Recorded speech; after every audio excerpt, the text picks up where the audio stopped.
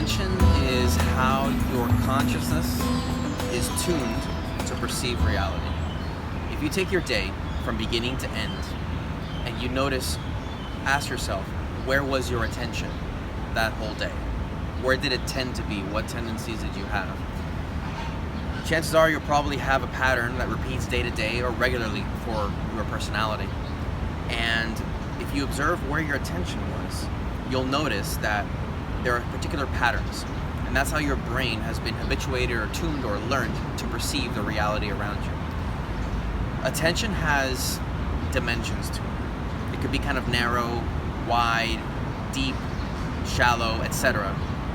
And if you look at how you can manage your attention, there are various different techniques and different ways that you can shift attention the way you desire to. So for example, if your attention tends to be kind of narrow and within yourself, and it's kind of centripetal or concentric, then you can counterbalance it by working to increase the attention to your surroundings and integrate that with your attention of yourself.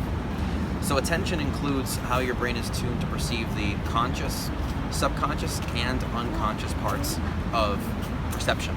So there are things that you may have even learned a long time ago before you even remember that are part of the architecture of your mind and the way it works. And so your attention will be pointed in those various ways that you've learned over time. Conscious, subconscious, unconscious. So one very useful trick is to start seeing how and start noticing how your attention is distributed. Just pay attention to attention and notice your own patterns without judging them as you go about your day. Doesn't even have to be in a meditative state necessarily. You just go about your life and notice.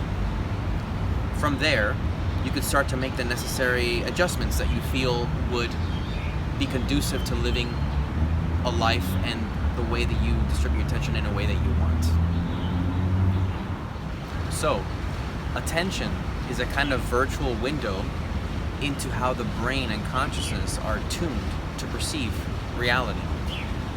This can include various domains of experience, from the body to emotions to various aspects of the psyche, and how attention is tuned in each one of those can differ among them.